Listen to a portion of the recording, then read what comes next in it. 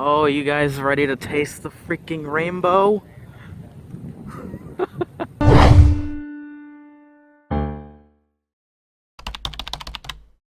Welp, I can't believe it. I'm a little disappointed. I can't believe I'm about to say this.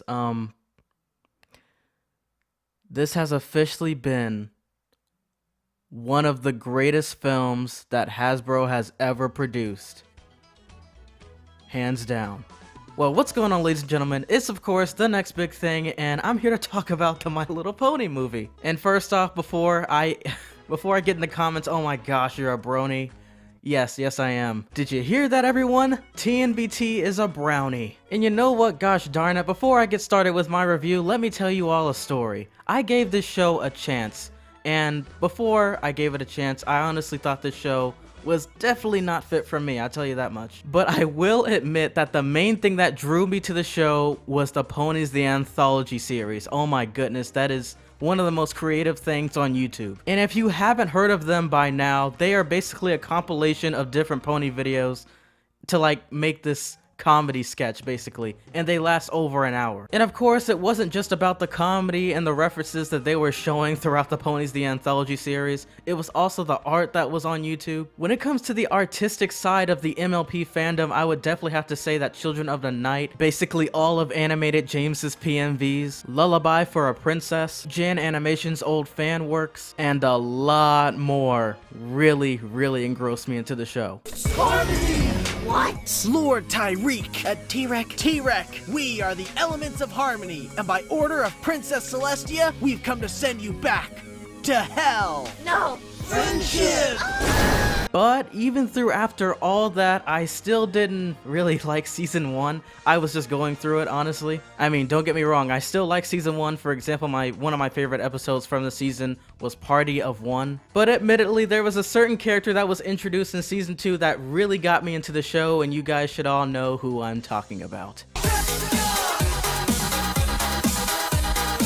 Yep, you guys should have definitely saw that coming by now. He's definitely one of the reasons why that song even was produced. And by the way, that brings me to my next category, the music produced by fans. And of course, the music produced by the show itself. But however, one downside I will mention is Season 6. That is the only season I really didn't like too much. It was kinda boring, come on, you have to admit it. But Season 7 came back pretty strong, so I forgive them. Okay, now, time for my movie review of the My Little Pony the Movie 2017 flick. And like I said in the very beginning of this video, this is definitely one of the greatest movies that Hasbro has ever produced in theaters. And I'm not the only one saying this. And yes, that means it was better than Equestria Girls, thank God. It was also better than Transformers.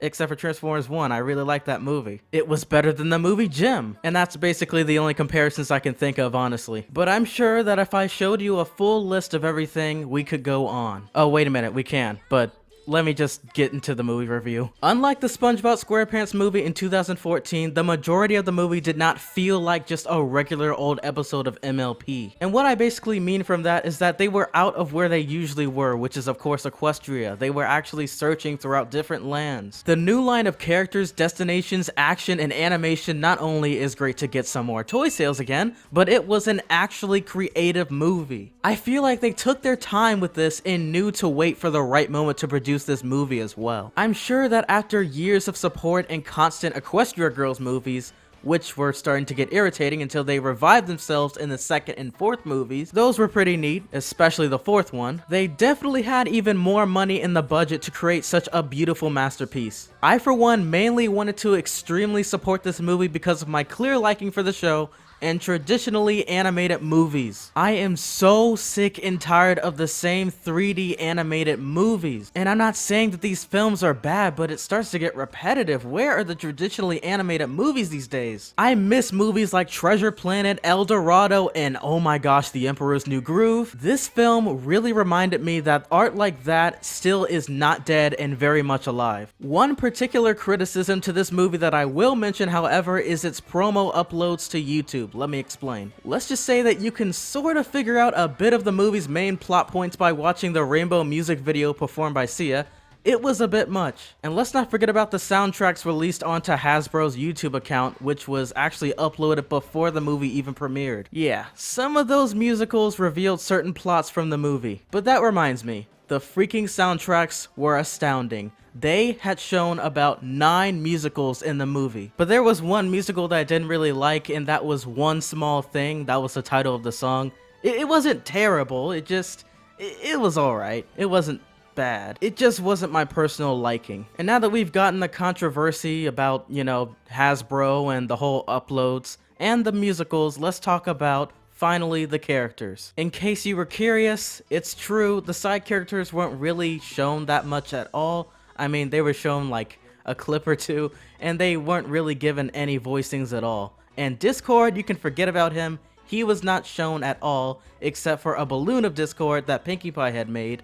Sorry for spoiling that, if that really matters. I mean, it's just a balloon of Discord. And I believe the reasoning behind why they teased him into the film and not actually shown him was because I bet they knew that if fans saw him in the movie, they would be like, okay, come on, Discord has to do something. But no, he didn't get an appearance at all, so joke's on you. I'm kind of glad they did that because I feel like there could be a potential second movie for My Little Pony. However, the first one should definitely focus on the main characters. And that's pretty much exactly what they did. Okay, and now that I've gotten the whole side character thing out of the way, let's talk about those characters. Most characters throughout the film were actually useful, and I'm really glad that they got that down with the character Spike, because throughout almost every episode and movie, he doesn't do anything. But I can actually say proudly throughout this film, he actually did certain things. All of the characters participated in something. Okay, except for Fluttershy. I will admit one thing, Fluttershy did like one thing. But yes, the rest of them did contribute. And even though I am praising this category quite a bit, it's time to give off 2 negatives about this. Number 1, the main villain of the film didn't necessarily get a backstory as to why he's evil or how he's doing this or where he came from or whatever. It didn't explain any of that. I guess like Gravity Falls, they're gonna explain it in the books for sale. Yay! And number 2, just a little bit of a small spoiler alert, the character Grubber, even though he was good, and by the way, Megan McCarthy said herself, Grubber needed to be goofy to counterpoint the very straight-laced hardcore Tempest. So yeah, about him, you don't see him at the end of the film. Did they just like forget about the character? What the heck? Of course, I'm not gonna spoil it once more, but there is a reasoning as to why he disappears for a certain scene. But the thing is, for the rest of the film, he's not shown at all. So that was the second thing I wanted to point out. The voice acting was portrayed really excellent. I'm actually surprised. They actually sounded like they really wanted to be in this film. They didn't just sound like, hey, I'm getting this paycheck and that's it. Now, when it comes to the new cat that they've been talking about throughout the trailers, he's actually a good character. He was one of my favorite characters, as a matter of fact. The pirates were alright, and of course, the sea ponies were good as well. And even though, Hasbro, you were smart. I saw what you guys did there. They just so happen to be sea ponies. If you guys watch the film, you know what I'm talking about. And oh my goodness to glory. Let's talk about that animation. Let's start off with the fact that this film was made with Toon Boom Harmony. The same animated studio software that most animators use for shows and movies. And I mean lots and lots of shows and movies. For example, the show Rick and Morty. I bet you haven't heard of that show before. Now, the main critique that I hear about the movie is its 3D animation merging in with the 2D animation. Yes, I will admit that is a little bit of a problem, and that's mainly only going to be shown at the very beginning of the film when they start trying to attack Ponyville with that big ship that you see in the trailer. So I'm not technically spoiling anything. But yeah, other than that giant ship, and I think one area I didn't like, I think near the sea ponies, I didn't like it. It looked a little bit weird. Everything else seemed to fit with the rest of the traditionally animated characters and other surroundings. It didn't really bother me too much at all. And if you're worrying about this film becoming underrated and financially unsuccessful like Treasure Planet from 2002, then don't worry, because Hasbro has themselves covered with the merchandising they did with the Equestria Girls movies and what they're about to do with this film. There's a lot of toys that come with this. If you watch this film, you know every single item that's most likely gonna be a toy. But if you're a true fan of the show, such as myself, you will actually love the way it was animated and perspective shots when it comes to action scenes. Now, let's talk about action, as a matter of fact. There's a reason why it has a PG rating.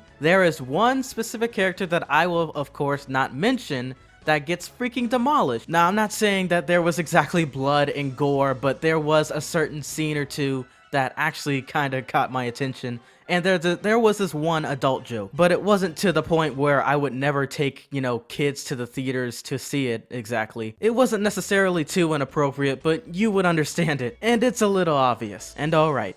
Talking about the PG rating was sort of in a way a part of it, but let's talk about the script, the writing itself. I'm happy to announce the fact that the original writers and directors of the show came back to make this movie, and I'm glad they were the ones who did it. Jason Thiessen came back to direct, and Joe and Megan came back to write. Within pretty much the first 15 minutes of the film, the action already begins with the fight scene, and it was good. So if you're ever worrying about this film being a bit too slow paced, then for my sake, no, it was not. Of course, there were a couple predictable moments, but honestly, this is supposed to be a kid's movie. And no, not that mushy bull crud that you saw from Equestria Grills. This is completely different. Instead, they flipped the script on that and taught us a lesson in friendship, something different than what they've done before. And despite the fact that certain scenes were kind of predictable, there were others that I was not expecting. And when it comes to the ending, you guys could have ended it a little bit better with more pop and excitement to it. Like, it ended well, but it wasn't like a, oh my gosh, wow, that was a great ending, and I was amazed by that. The ending was kinda plain, admittedly. Now, after everything I've said, it's time for me to rate this movie by the categories that I talked about. Now, let's start off with the voice acting. I would give that approximately a 9 out of 10. I would give the animation an 8 out of 10. I would give the writing, maybe 7.5 out of 10. The composing and the musicals definitely get like an 8.7 out of 10. Look, man, I'm not necessarily an expert critic, alright? I just saw the movie and I'm giving my thoughts on it. And I do understand the fact that this kinda comes in with writing, but I'm gonna add characters as another category. I really wish we could have had some more side character moments, but at the same time, this film needed to be done with the main 6 mainly inside of the movie and not just side characters, so I see why they did that. So I would give it 9 out of 10. What the heck? Actually, no. Fluttershy was barely doing anything. Okay, I'm gonna give this like a 8. Yeah, 8.2. I added the 0.2 in there because you actually made me care about Spike. And so when you average it out, you get an 8.28. And when you round it, you give it an 8.3. That is my official rating for my movie review, and I hope you all enjoyed this video. The only thing that I regret after watching the movie so far is how much I paid for my soda and popcorn at the theaters. That's it.